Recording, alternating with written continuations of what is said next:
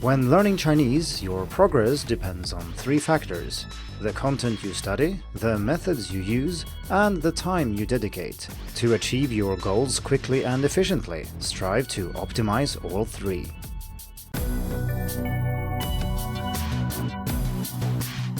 Hello and welcome to the Hacking Chinese podcast. In this week's episode, we are going to zoom out a bit and talk about your approach to learning Chinese in general. So not so much specific strategies and methods that I usually talk about, but more about how you can regard your learning as a whole. In particular, we're going to talk about three factors that determine how much you learn in general and how to optimize these three factors. As mentioned in the introduction, these three factors are content, what you study, method, how you study, and time, how much time and energy you invest into learning Chinese. There are other factors that influence how much you learn, such as your age. It matters if you're 6, 16, or 60 years old when you start learning, but I don't think that this factor is terribly interesting to talk about, because there's nothing you can do about your age.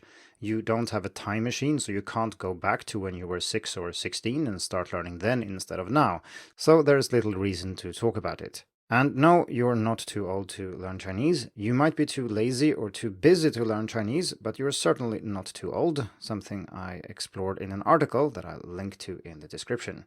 I don't think that discussing factors you can't change is completely useless, however. I mean, knowing that some things will become harder as you grow older is useful because you then can find strategies to deal with these extra challenges and work your way around them.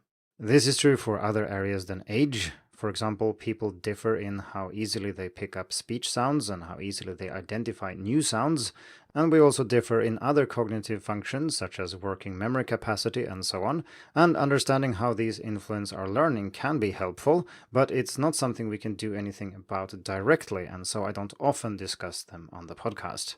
Indeed, the whole point of this episode is to talk about the three main factors that you can influence. So again, these would be content, that's what you study, the vocabulary you learn, the reading materials you use, the listening materials, and so on. Then we have method, which is how you learn. So for example, how do you learn the vocabulary I just mentioned? How do you approach reading and listening? What strategies do you use? And so on. Hacking Chinese is mostly about how to learn, so many of the articles and episodes on the website are about method. Then finally, we have time, or how much you study. And it's important to realize that this is about the seconds, minutes, and hours that you spend engaging with Chinese. It's not about how many months or years have elapsed since you started learning. These three factors fit together in an equation, and we simply multiply them together to get how much Chinese you learn. So content times method times time equals proficiency. Note that we are not adding the terms together here, and that means that if one of these factors is 0, the final result will also be 0. For example, if you study things that are completely useless or irrelevant, we could argue that it doesn't matter how much time you spend or which method you use, because you're learning things you don't need anyway, so none of that is relevant. If you study the right things but use a method that is completely useless, you will not learn much either. Although I should mention here that method is certainly the least important of these factors. There are few methods that actually would equate to a 0 in this equation. What I mean by that is that if you invest the necessary time, you will learn something even if your method is not the best. Whereas if you don't invest any time, the third factor, you won't learn anything. And naturally it doesn't matter how good your method is or if you're focusing on the wrong things if you don't spend any time. So the goal here is to look at these factors one by one and see how you can optimize each of them to learn more and reach your goals more efficiently. Back in 2016, I published a book about how to learn Chinese, and even though it has been moderately popular, I would structure the book completely differently if I wrote it today. My old book is structured around skills, so we have listening, speaking, reading, writing, and then also vocabulary. This makes sense from a second language acquisition perspective, but I don't think it's the best way to do it if we're focusing on things you can do to improve the way you learn, and that is, after all, the ultimate purpose of that book. When I wrote the complete guide to learning Chinese for Skritter, which is much newer and was published earlier this year, I instead used a structure based on the three factors we're talking about in this episode. Scripter's Complete Guide to Learning Chinese is a short book in its own right, and it's something I discussed in episode 193 if you want to learn more about it and also learn how you can get it for free. So let's talk about the factors one by one, starting with content. I think content, or what you learn, is one of the most overlooked areas in language learning. When you're speaking or writing yourself, it matters enormously which words you know and which you know how to use. For example, I wrote an article on hacking Chinese using only the 1000 most common words in English, and some people didn't even notice. You don't need 5,000 or 25,000 words to express yourself fluently in a language, provided that you know the right words and that you really know how to use them. If you're curious what kind of article I wrote using only the 1000 most common words in English, you can check the link in the description. The article is called Which Words You Should Learn and Where to Find Them, and it's episode 96 on the podcast. When it comes to expressing yourself, focusing on the right content typically means a mix of what is relevant for you, I mean the context in which you want to use Chinese, and what is commonly used in the language as a whole. That is true when you're listening and reading as well, but to a lesser extent, because when you speak, you can control which words you use, so just knowing the right ones will enable you to say almost anything.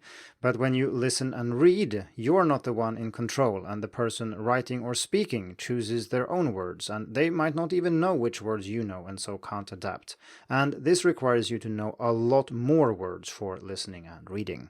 Still, frequency matters here too. It's important to learn the right words that are the most commonly used in the context you want to learn Chinese.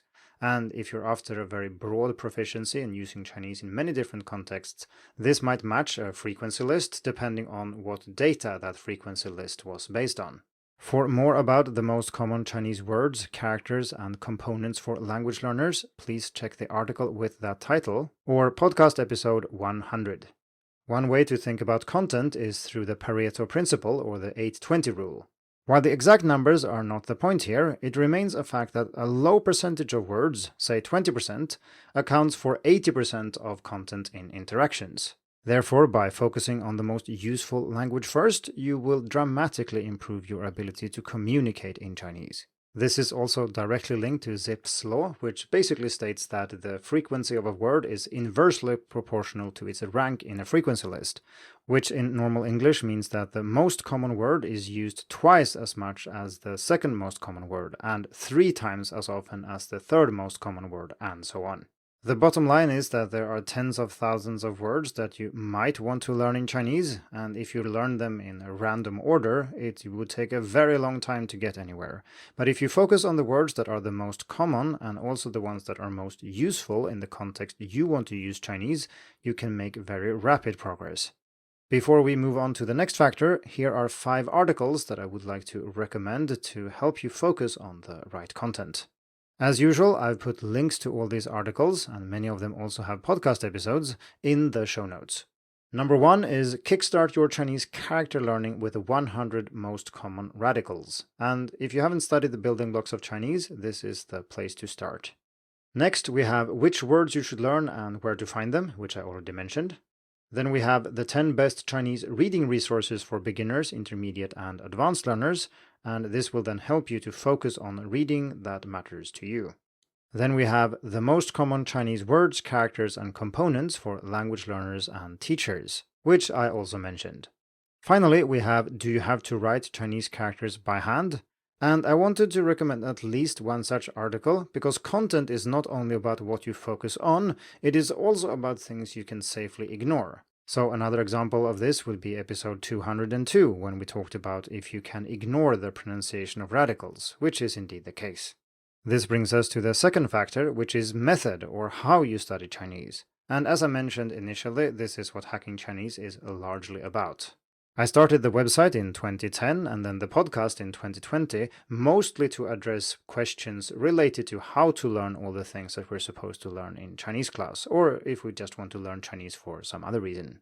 Since I talk about learning methods all the time on the podcast, I'm not going to talk about it that much in this episode, but I do want to point out that method, of course, influences the other factors as well.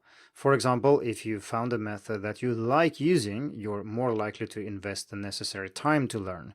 And if you found a method that allows you to focus on the vocabulary that is really important to you, well, then that is important to focusing on the right content too. So even though I've presented these three factors as completely separate here, that is of course not the case in real life. As mentioned earlier, method is perhaps the least important factor, not because it isn't important, but because if you don't spend any time, obviously you will not learn anything, and like I said earlier, if you're focusing on the wrong things, that won't help you very much either. Method is not like that though, because even if it's not perfect, you will still learn. And indeed, this would be my main advice, especially for beginners. Don't agonize too much about your method. You will not find the perfect method for you to learn the content you want to learn and to invest the time you want to invest. This is something you will learn over time and something you will figure out later. The most important thing is to get moving, and then you can upgrade and adjust your method as you go along. Don't wait for the perfect time to start. Don't try to find the perfect method, just go. If you do want to improve your method, however, here are 5 articles that I recommend above all the other articles that are also about learning method. The first one is Analyze and Balance Your Chinese Learning with Paul Nation's 4 Strands. Then we have My Best Advice on How to Learn Chinese Characters. Then Improving Your Chinese Pronunciation by Mimicking Native Speakers. Then number 4, Beyond Timbudong, Part 1, and indeed the whole series about listening comprehension. And then finally, Learning Chinese as a Beginner, which contains 50 commonly asked questions. That means we are now ready to tackle the third factor, time, or how much you study Chinese. This is probably the most important factor of all. If you spend a lot of time, you will learn something, and if you don't invest any time, you won't learn anything. I think most people know this. People who study a lot and engage with the language all the time learn more than those who don't, and there is no secret involved here.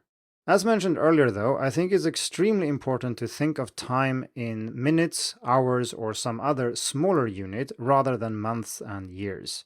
And this sounds extremely obvious when I talk about it, but I encounter people all the time who still think about their learning in terms of years and months. For example, someone might say, wow, this person learned Chinese very well in just 1 year, but I studied Spanish in high school and I didn't learn anything. Then you go in and compare these situations and see how much time they actually engaged with the language. And it turns out that the person who reached a good level in 1 year of studying Chinese invested 8 hours a day and lived in an immersion environment, whereas the person who studied Spanish in high school did so 2 hours a week and then didn't do anything beyond that. And if you add up the numbers here, you will realize that the person who studied for 1 year will have engaged much, much more with the language than the person studying Spanish in high school.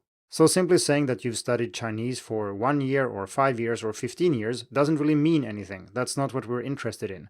This is about optimizing how much you are engaging with the language. How many hours and minutes are you spending on reading, listening, speaking, and writing, and so on.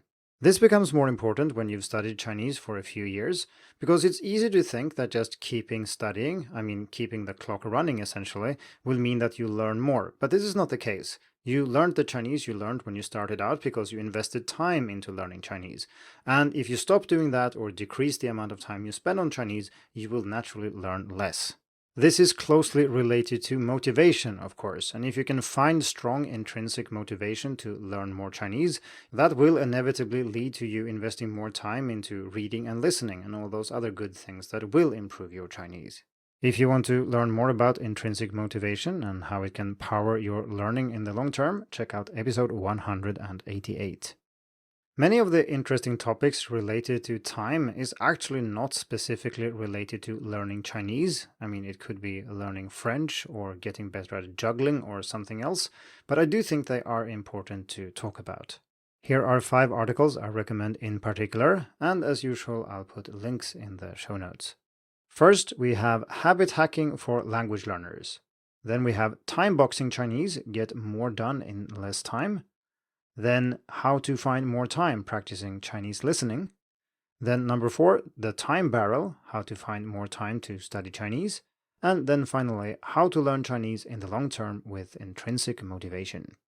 This means it's time to wrap up this episode. To maximize your learning, you should optimize all 3 factors discussed in this episode. Naturally, this is not a step-by-step serial process where you perfect one aspect before moving on to the other. Instead, it's a gradual process, a journey that happens over many years. Over time, your goals and learning circumstances will also change, and so you need to adjust your approach accordingly. My final advice is to not get bogged down with details. As long as you spend time actively engaging with the language, whether it's listening, speaking, reading, or writing, you will make progress. Refine your method as you go, and don't delay starting just because you haven't found the perfect approach yet.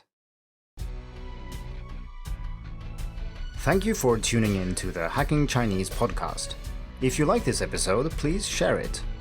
More information and inspiration about learning and teaching Chinese can be found at hackingchinese.com.